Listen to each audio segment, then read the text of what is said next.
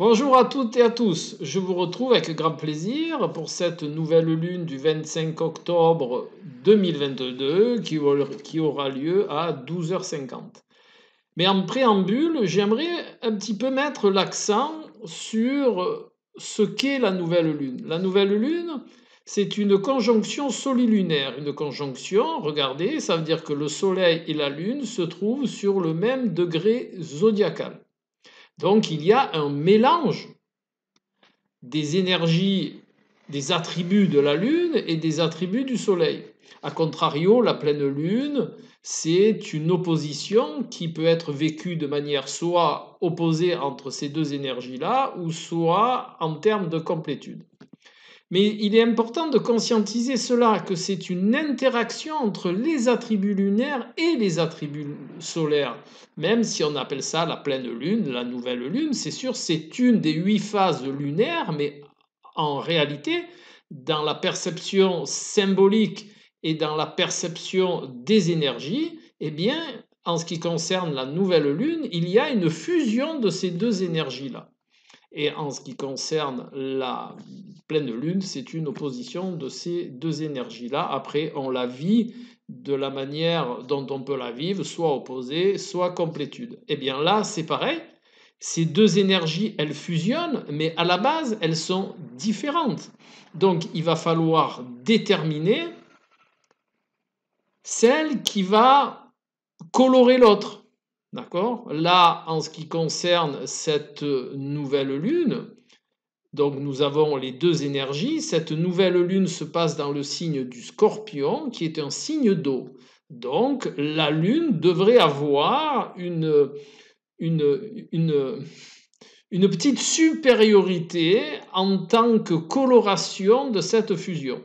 Si vous préférez, c'est comme si dans un verre, on mettait une goutte de grenadine et une goutte de menthe. Eh bien, il y a une des deux couleurs qui va prédominer.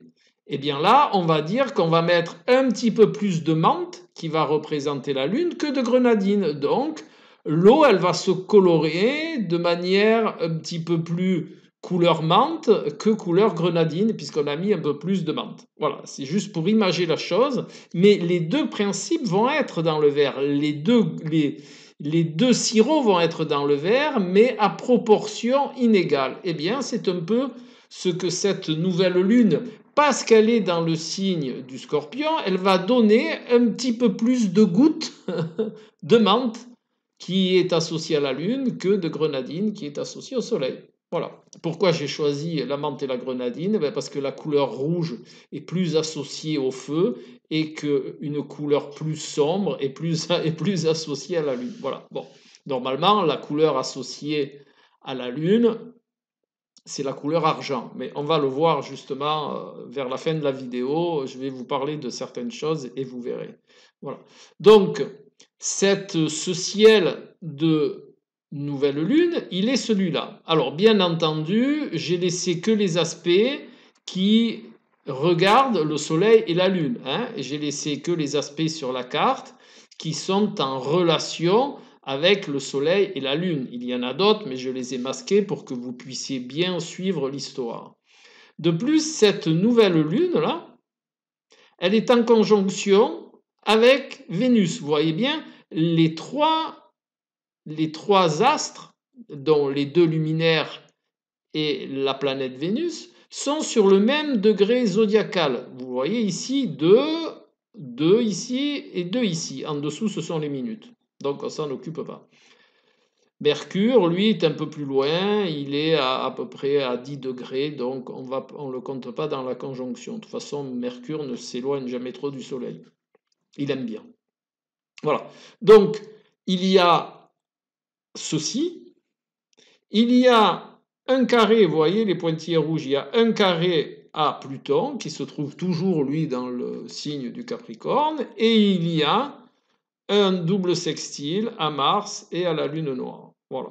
Voilà en gros comment se situe ce ciel de nouvelle lune. Donc qu'est-ce que cela va faire au niveau du concret? Parce que c'est ça qui est intéressant. Alors concrètement, le signe du Scorpion est le signe de la purification. et en même temps le signe de la transmutation que l'on pourrait apparenter à la transmutation alchimique. Mais là, on ne va pas trop compliquer les choses, on va rester au niveau astrologique. Donc il y a cette triple conjonction qui se situe dans le signe du Scorpion, qui est aussi le signe de l'intériorité, de l'introspection, qui est aussi le signe du secret. Donc ces trois facteurs-là vont nous indiquer que ça va être en rapport avec ces principes scorpionesques ou scorpioniques. Je vous laisse scorpionesque, je crois que c'est plus juste. Je vous laisse choisir votre terme. Donc voilà, donc on va chercher quoi? Si ces trois facteurs sont dans ce signe-là, eh bien on va chercher à purifier, on va chercher à faire une période d'introspection de cette nouvelle lune. Au niveau de quoi? Eh bien au niveau de notre perception de la relation à l'autre indiquée ici par Vénus.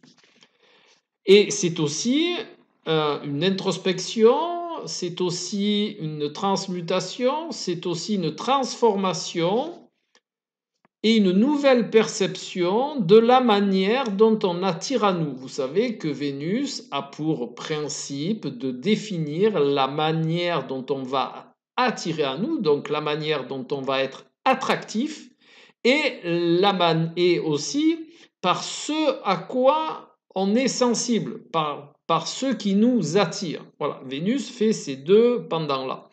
De plus, Vénus, bien entendu, comme c'est ce principe-là, eh bien, elle va nous indiquer notre rapport à l'autre. Voilà. Et tout cela se passe dans le signe du Scorpion. Donc, comme je vous l'ai dit, il va y avoir durant cette période une introspection sur la manière dont on va attirer à nous et ce par quoi on est attiré. De plus, rappelez-vous que le signe du Scorpion aussi est quand même assez magnétique. Donc, c'est bien en rapport avec la perception vénusienne. Et qu'est-ce que va amener le Soleil et la Lune dans tout ça? Eh bien, le Soleil va permettre la mise en lumière justement de ce questionnement, la mise en lumière de comment je me vois, comment je vois que j'attire, comment je vois par quoi je suis attiré.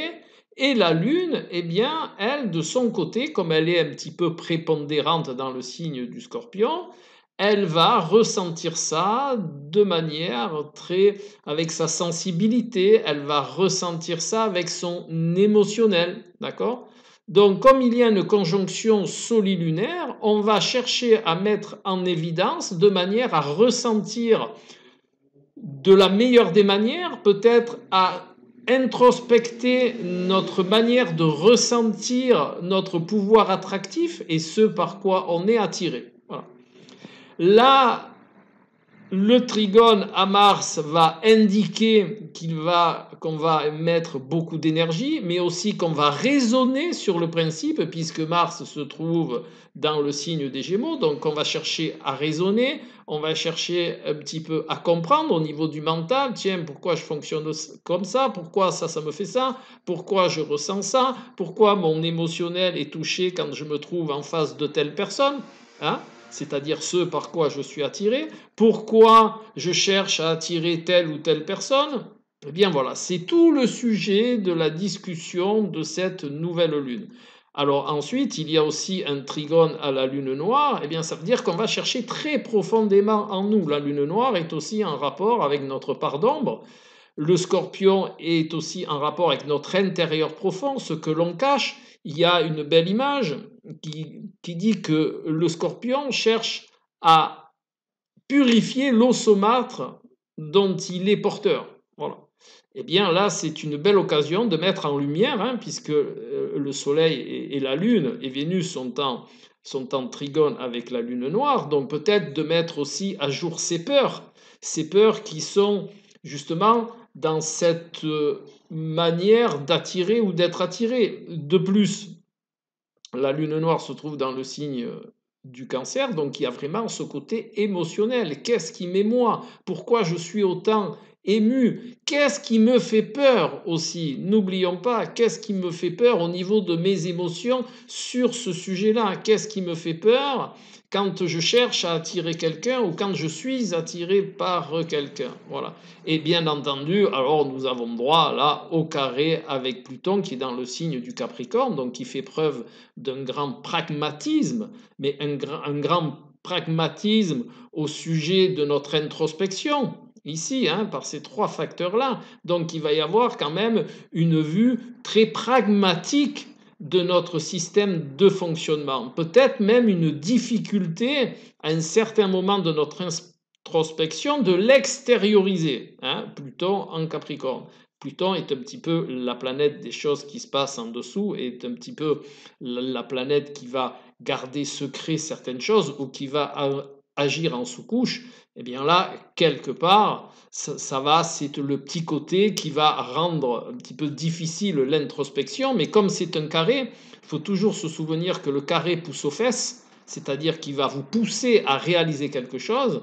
Eh bien, justement, ce carré avec Pluton va mettre à jour des choses, hein, puisque Pluton, quelque part, c'est le dieu de l'enfer, mais n'oubliez jamais que Pluton n'est pas que le dieu de l'enfer, c'est aussi le dieu de la richesse. C'est pour ça qu'on lui associe la plutocratie, mais le signe de la richesse, en tant que or couleur lumière, lumière égale soleil. N'oubliez jamais ces associations symboliques.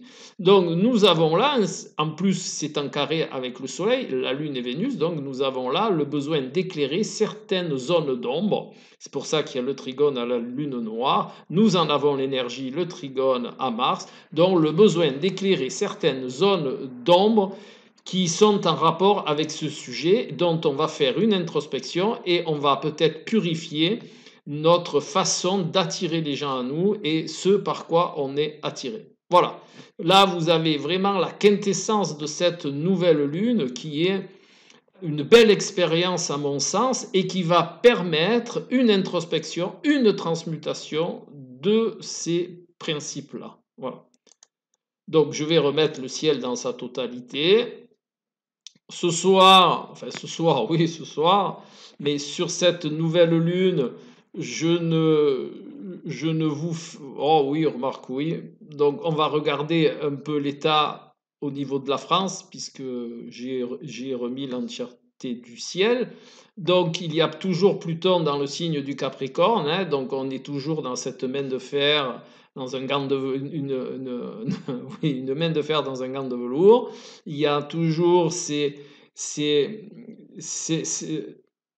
recherche de purifier au niveau de la structure de l'État. Voilà.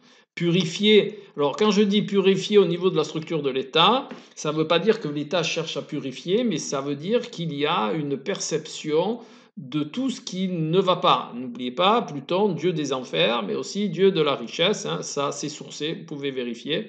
Eh bien, il y a de part, Pluton a ce principe-là. Comme c'est le dieu des enfers et le dieu de la richesse, il va mettre à jour tout ce qui ne va pas, dieu de la richesse, c'est-à-dire de la lumière, hein, or, lumière, soleil, donc mise à jour, soleil, et Pluton, donc dieu des enfers, c'est ce qui ne va pas. N'oubliez pas qu'en enfer, il y a le feu aussi. Donc on est bien dans cette perception, quelque part, de mise en lumière et de perception de ce qui ne va pas. Voilà. Pluton est là pour montrer ce qui ne va pas. Et de plus, il ne fait pas que le montrer, eh bien, il le transmute aussi. Donc c'est tout ce qui engendre tous ces changements, toutes ces perceptions inadaptées que nous vivons un petit peu en ce moment. Ensuite, il y a Saturne dans le signe du Verseau qui lui, alors je le dis, hein, je vous le dis à chaque fois, j'ai fait une vidéo, je ne sais pas, il y a quelques mois, bien avant qu'on parle de récession, j'avais fait cette vidéo en disant attention, période de récession en vue, et bien entendu, quand Saturne eh bien, est en Verseau, c'est la récession au niveau collectif. Voilà, bien entendu, il y a... alors, je ne vais pas rentrer dans les détails astrologiques, mais il y a Saturne de plus est en apex, puisqu'il est en haut du triangle, avec Mars, Mercure et Saturne. Donc ça veut dire que le mécontentement, cette perception de la récession, elle commence à être vraiment visible. Voilà. Non seulement elle est visible, mais ça commence à en parler très fortement. Donc pour le moment, ça reste assez calme puisque c'est des aspects qui sont dits bénéfiques, mais moi, à mon sens, c'est pas forcément bénéfique. C'est surtout que on garde sous couvert, on l'extériorise pas puisque c'est Saturne, hein, donc on n'extériorise pas, mais à un moment ou à un autre, on va extérioriser. De plus, cette récession, les gens commencent à l'apercevoir. Et plus Saturne va avancer, et plus ils vont l'apercevoir. Voilà. Nous avons toujours cette paire ici, Neptune-Jupiter. Donc Jupiter, là, à ce moment-là, va passer dans le signe du Bélier. Donc c'est pour ça que je vous dis, cette perception, les gens commencent à l'avoir, mais ils vont commencer à réagir aussi, d'accord? Mais par contre, le manque de discernement est toujours présent. Voilà. Par contre, l'entrée de Jupiter dans le signe du Bélier, Chiron est aussi dans le signe du Bélier, donc Jupiter va engendrer justement un système réactionnel qui va être la problématique de cette période-là, mais en même temps qui va permettre d'entrevoir une guérison, puisque Chiron fait aussi bien le problème que la solution. Donc, que ça commence à bouger, eh ben, c'est le problème, mais les solutions vont naître de ces interactions-là. Quant au cher Uranus, il est toujours très muselé dans le signe du Taureau. Il va falloir attendre quelque temps avant qu'il passe dans les Gémeaux. De plus, regardez, Uranus est carré à Saturne. Donc, il y a vraiment ce fond intérieur de revendication, de rébellion. Vous savez qu'Uranus est la planète de la rébellion, de l'anarchisme et de la revendication. Mais c'est dans le signe du Taureau. Uranus est dans le signe du Taureau, donc eh bien, pour le moment, ça reste intérieur, ça rumine. Voilà. C'est exactement le mot associé au Taureau. Voilà. Et nous avons Mars dans les Gémeaux, donc beaucoup de discussions, beaucoup de discussions tendues, je vais dire, enfin, voilà, et tout ce que vous savez. Voilà, voilà un petit peu. Mars engendre aussi une atmosphère de tension, il ne faut pas l'oublier.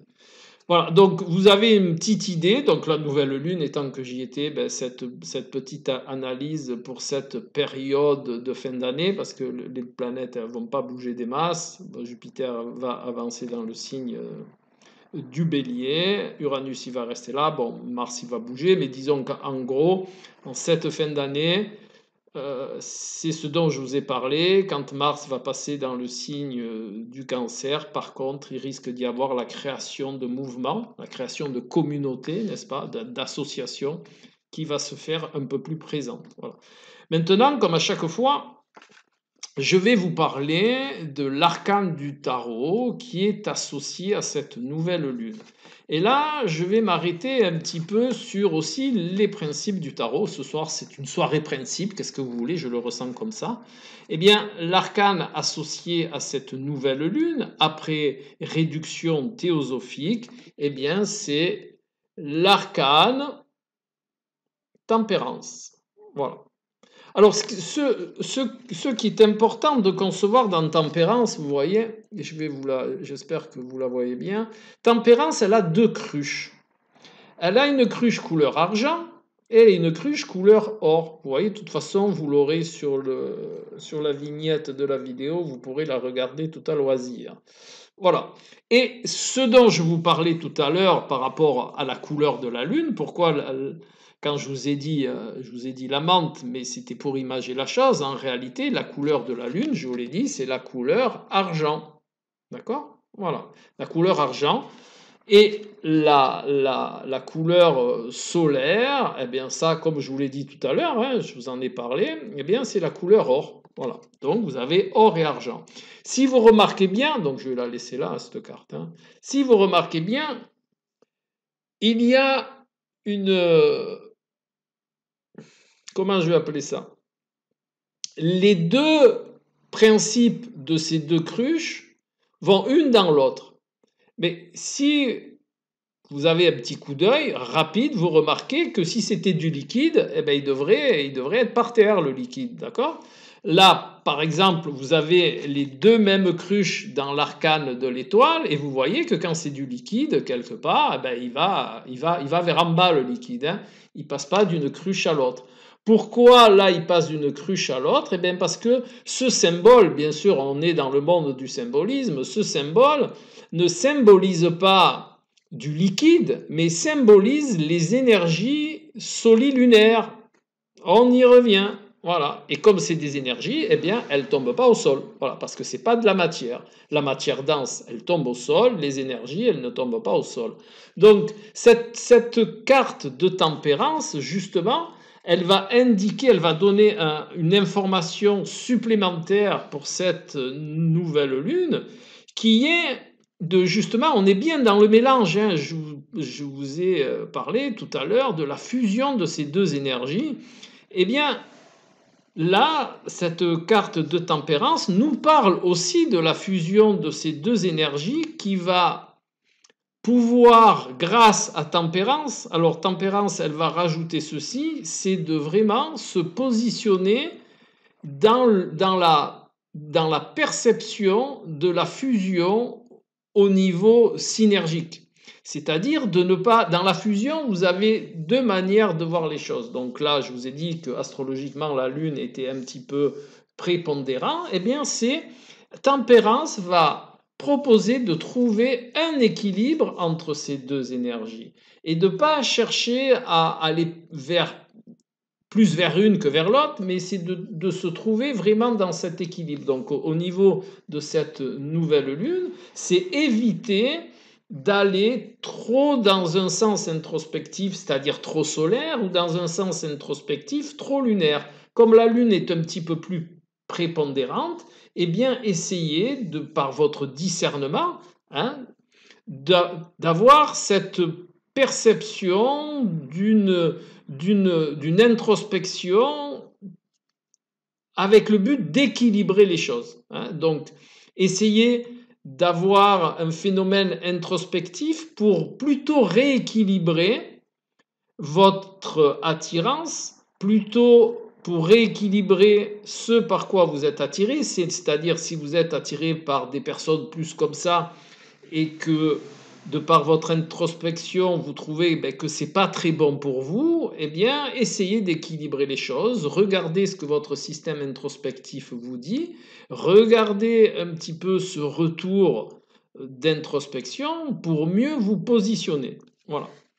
Tempérance et cette carte qui demande, vous voyez qu'en plus Tempérance est un ange, hein, puisqu'elle a des ailes.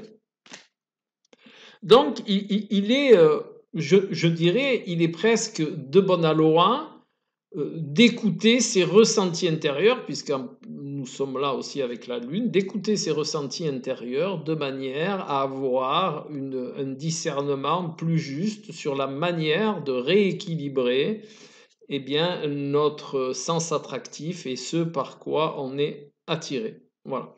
Et bien entendu, par tout ce sens, par toute cette perception de solilunaire qui est d'une part je mets en lumière et de l'autre part eh bien je le vis aussi au niveau émotionnel et au niveau de la sensibilité. Voilà.